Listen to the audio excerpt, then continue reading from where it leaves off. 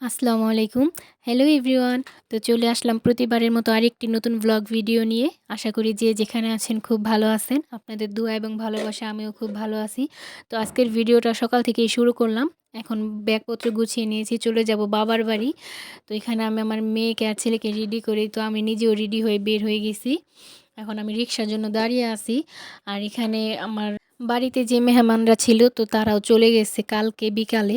এই কারণে আজকে সকালে এখন আমি আবার আমার বাবার বাড়ি চলে যাইতাছি। আর ডিসেম্বর মাস মানেই মনে হয় বাবার বাড়ি। বাচ্চার স্কুলও বন্ধ দিয়ে দিয়েছে, পরীক্ষা শেষ। তো যে কারণে এখন বাবার বাড়িতে যাইতাছি। কতদিন থাকতে পারবো জানি না। অনেক অনেকদিন থাকার উদ্দেশ্যে যাইতাছি। তবে কতদিন থাকতে পারবো সেটা ঠিক বলতে পারতাছি না। কারণ বাচ্চার বাবা বলতে আছে ছেলেকে মুসলমানি করাবে। সুন্নতে খাতনা যেটা। দেখতে, দেখতে ছেলে তো বড় হয়ে যাইতাছে। তো এটা তো করতেই হইব। তো যে কারণে এখন কতদিন থাকবো সেটা ঠিক বলতে পারতেছি না।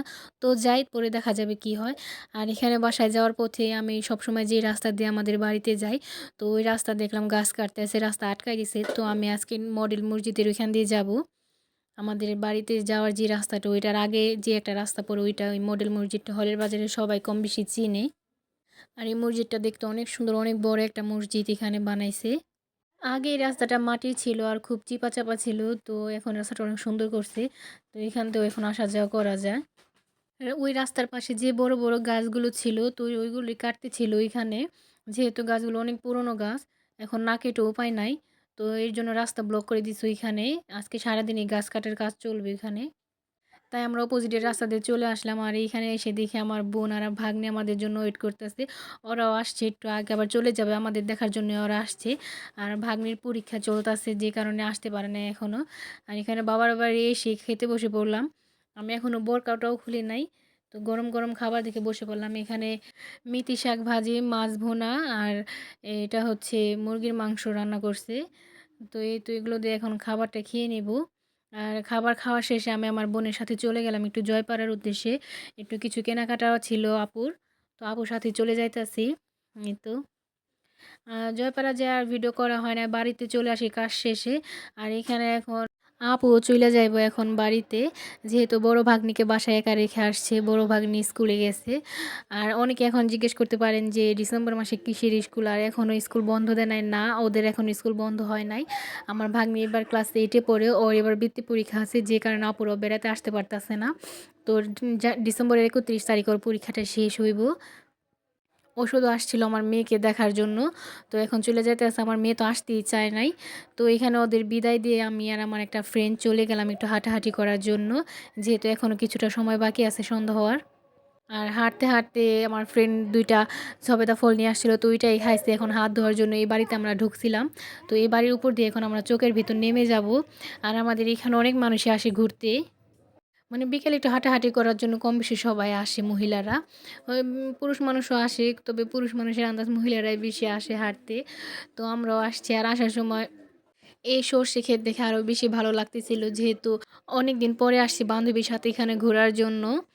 তো এই তো আমি চারদিকে একটু ভিডিও করে নিলাম। এখানে আসার পর আমার অনেক ভালো লাগছে। অনেকদিন পরে আসছি, বান্ধবীদের সাথে দেখা হয়।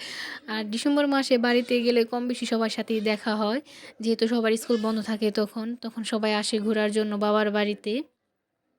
এই ডিসেম্বর মাসে মা, খালা, ফুপি, তারপর ফ্রেন্ডদের সাথেও দেখা হয়।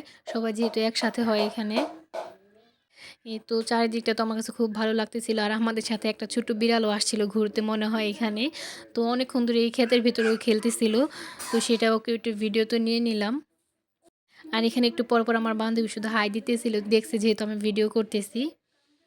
আর আমার বান্ধবী এখানে হাঁটতে, হাঁটতে একটা ক্ষেতে থেকে শসা চুরি করে খাইতেছিল। তো বলতেছিল, "চল তোকেও একটা খুঁজে বের করে দিই।" ভাই আমি তো এই ক্ষেতে সারাদিন হাঁটলেও একটা শসা খুঁজে পাবো না যে ভেতরে শসাটা হয়। তো আমার ফ্রেন্ড দেখে খুব সুন্দরভাবে খুঁজে, খুঁজে বের করতেছিল। আমি ওর সাথে খুঁজছিলাম কিন্তু আমি খুঁজে পাই না। পরে ওকে বললাম যে, "আমি তো এখানে জীবনও পাবো না। তুই যদি খুঁজে দেস তাহলেই খাবো।" বান্ধবীদের সাথে এই কাজগুলো করে খেতে ভালোই লাগে। এটা আমাদের অবশ্য পরিচিত একজনের ক্ষেত, কিছু বলব না, এক দাদার ক্ষেত এটা। সে আমাদের পাশেই ছিল। তবে পাশে বলতে একটু দূরে ছিল। সে জানে আমরা এখানে হাঁটতেছি তো তার ক্ষেতে আমরা ঢুকবোই। সে অবশ্য দেখলেও আমাদের কিছু বলত না। এই তো এখানে আমার ফ্রেন্ড এটা খুঁজতেছিল কোথায় আছে আর আমার জন্য আমাকে একটা দিবে ওই। আর এইখানকারে মানে এটা আপনার শসা বললে ভুল হবে, মানে এটা ছোটো, ছোটো এটাকে কি বলে? খিরাই মনে হয় বলে। তো যাই হোক খিরাইগুলো খেতে খুবই মজা ছিল। কারো এখানে কি বলে আমি জানি না। তো আমাদের এখানে ছোটোগুলাকে খিরাই বলে। এই তো খুব খুঁজতেছিলাম, আমি ওখানে খুঁজতেছিলাম। তো এই তো অবশেষে ও খুঁজতে, খুঁজতে একটা পায়াও গেছে। এই তো দেখেন কিভাবে তুলে। ও ছোটোবেলায় থেকে ওর চোখ অনেক নিখুঁত, কোথাও কিছু খুঁজতে গেলে ওইটা পাওয়া যায়। আমরা ছোটোবেলায় যখন একসাথে স্কুলে যাইতাম, তো আমের দিনে যে আমগুলো পড়ে থাকতো না রাস্তার চিবিচাবিতে, আমাদের চোখে কখনো পড়তো না, ওর চোখে ঠিকই পড়তো। তো আমি জানি ও এটা পাইবো। এই তো এখানে ওই আমাকে একটা দিল, ও একটা নিল। আর এখানে আমি কথা বলতে বলতে লাস্টে যাওয়ার আগে বললাম যে আমি কিছু শাক তুলে নিয়ে যাই। আর শীতের দিনে এই শাকগুলো খুব ভালো লাগে। আর শীতের সময় আমার মনে হয় কলই শাক সবার কাছে কম বেশি ভালো লাগে। এই তো এখানে সন্ধ্যা হয়ে যাইতেছিল, তো ফ্রেন্ডকে বললাম চলো, এখন সন্ধ্যা হয়ে যাইতেছে, যেহেতু শীতের দিন আর থাকা যাইব না এখানে, কুয়াশাও পড়তেছে অনেক। আমি বাবার বাড়িতে আসলে আর কোনো ফ্রেন্ডের সাথে দেখা হোক বা না হোক, ওর সাথে আমার দেখা হয় প্রতিবার। আর আমরা ক্লাস 3 থেকে একসাথে আছি এখনও। এখন আমাদের কথা হয়। তো এই তো কথা বলতে বলতে এখন চলে যাইতেছিলাম আমরা। আর এখানে আসার পর আমার ফ্রেন্ড আমাকে অনেকগুলো রিলস ভিডিও বানাই দেয়।